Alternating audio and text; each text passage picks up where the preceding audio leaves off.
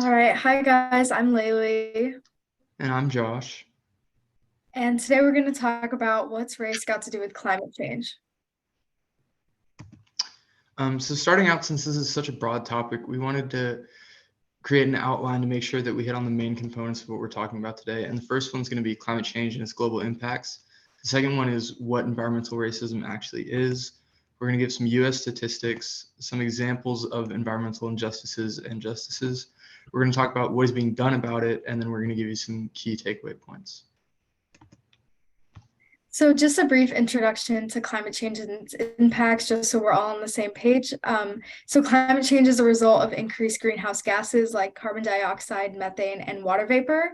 And the main issue that we're concerned about is increased global temperatures. This is especially felt in urban areas. Average global temperatures increased from 1 degree from 1901 to 2020, and it's projected to increase to a minimum of 2 degrees in the next century. And even though 2 degrees doesn't sound like much to us, it's a lot to the Earth and its many systems. So there's also going to be increased severity of natural disasters such as hurricanes, storms, and earthquakes. Sea level rise is going to be issue, and ocean acidification, which impacts important chemical and biological ocean systems. And so, why does this matter to humans? There's going to be a lot of human health risks. This is from higher temperatures, especially in urban areas, as I said, and increased concentration of pollutants.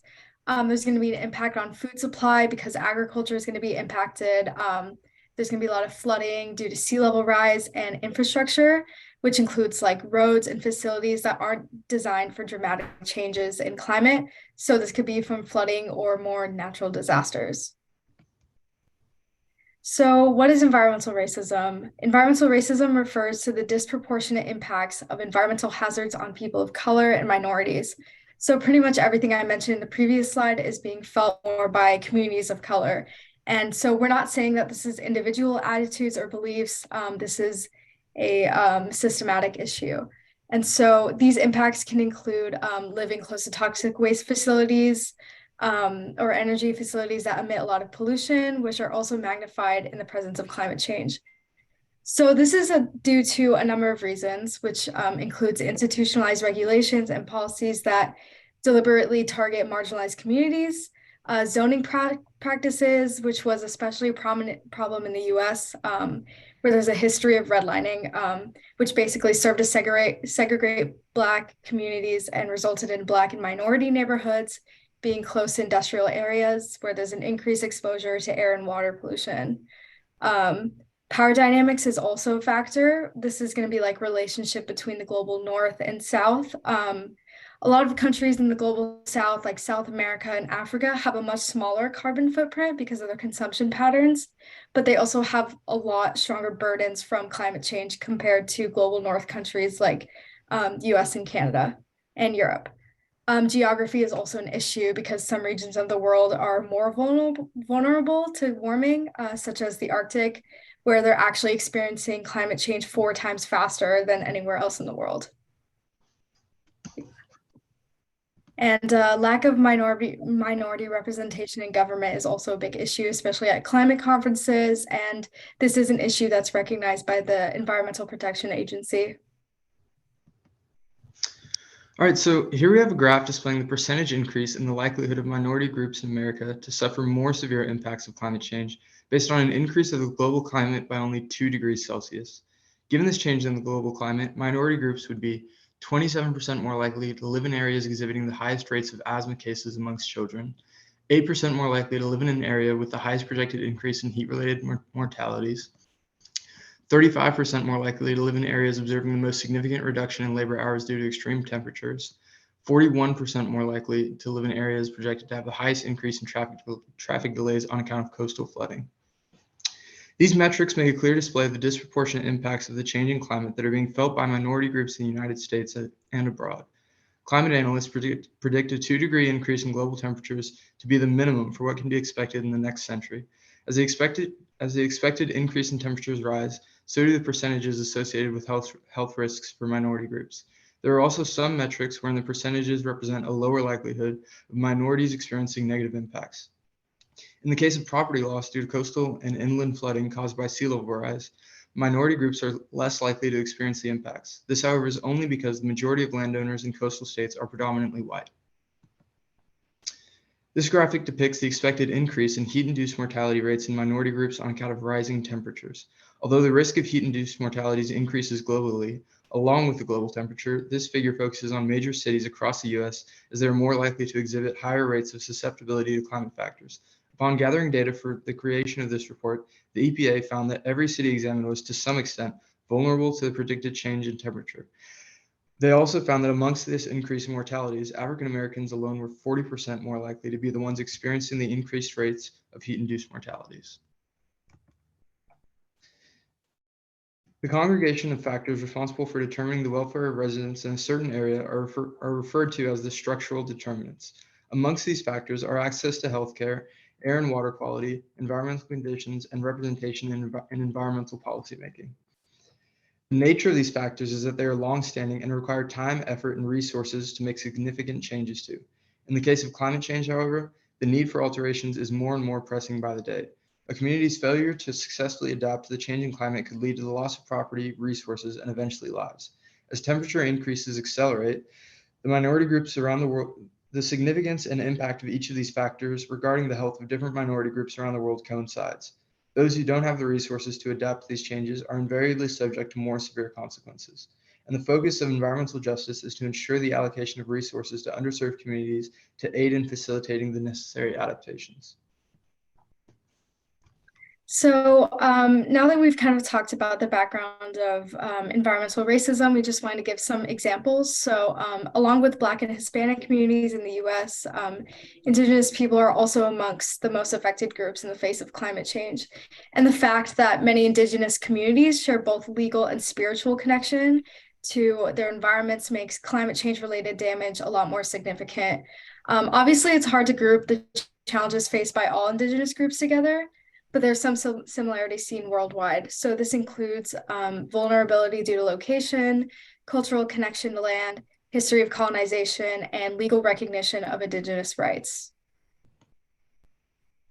So some examples of climate change threats seen by native populations are seen especially in Hawaii, where 70% of the coastline is eroding. And if we fail to offset our carbon emissions, there's estimated to be a 1.5 to 5 feet increase in sea level. So this really impacts Native Hawaiians who mainly live along the coast and rely on coastal resources such as tourism, fish ponds, and spiritual ties. Basically, fish ponds are an ancient and sustainable aquaculture practice and can feed thousands of people in the Indigenous community. So increased flooding due to more annual high tides are damaging ponds beyond repair, especially since the communities who manage them are local and smaller. So it's also important to understand from a policy standpoint that listening to and integrating Native perspectives is crucial to curb rising sea levels without harming them at the same time.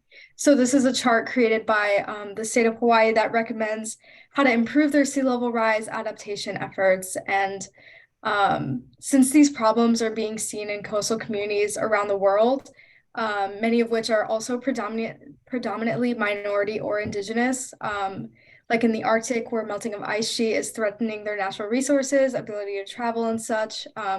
So I think this is a framework that can be applied worldwide.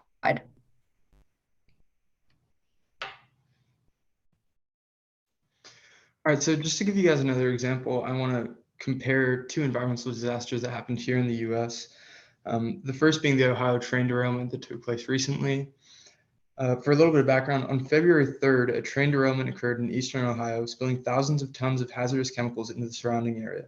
The incident posed a threat to thousands of residents, and an evacuation took place immediately following the incident. Second being the Flint water crisis. In 2014, the city of Flint, Michigan, changed its primary source of water from the Detroit water system to drawing its water source directly from the Flint River. The move was one made in an effort to save money. However, it was immediately followed by immense water quality issues, which directly caused lead poisoning and outbreaks of Legionnaire's disease. So in response to the Ohio train derailment, the town received immediate funding and resources from the local, state, and national government in a manner disproportionate to the aid offered following similar environmental disasters.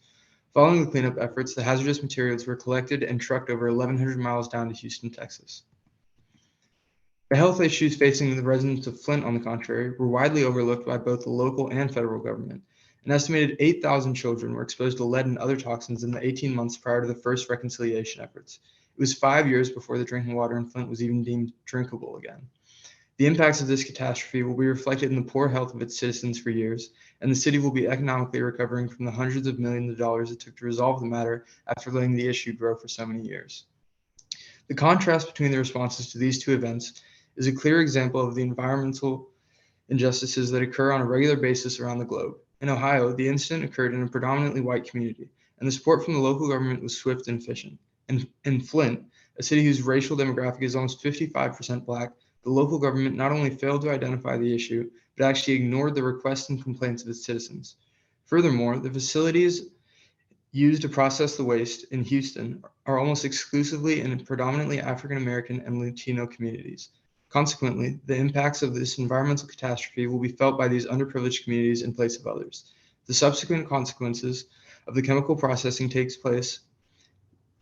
place will most directly impact the air quality of the immediately surrounding area. The ethnic residents of this area are unable to easily relocate, leaving them to endure the environmental and health consequences of the process.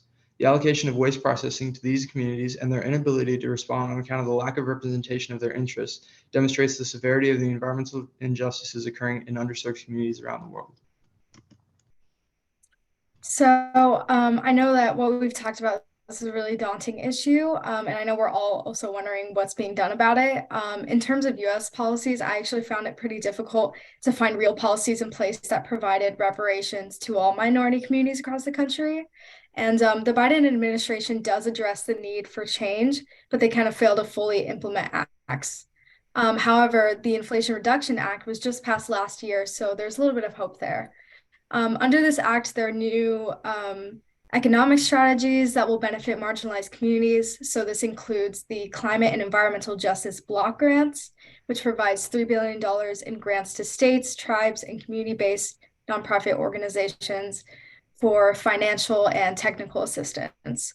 So in a nutshell, this would provide clean air and climate pollution address in disadvantaged communities. They also plan on engaging BIPOC groups in federal and public processes. But since this program is pretty new, it's not yet in place yet, but the fact that it's being discussed in our government is really great.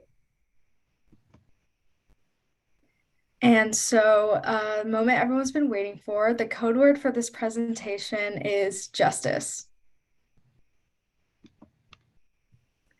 So just a few takeaway points that I wanted to discuss real quick. It's important to understand that BIPOC communities and the Global South are not responsible for climate change single-handedly, but they're still facing the effects way more than the Global North and industries, non-government organizations who consume the most energy and emit the most greenhouse gases.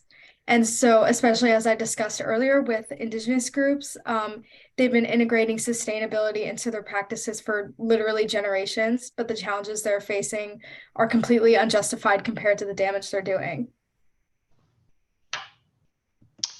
And then closing out, this is just a quote that we really liked and we thought we would share with you guys because it really summarizes what we're talking about. Although the adage, disasters don't discriminate, is true, policy does discriminate, and it is policy that determines vulnerability to climate change impacts. Donegal and Perry, 2023.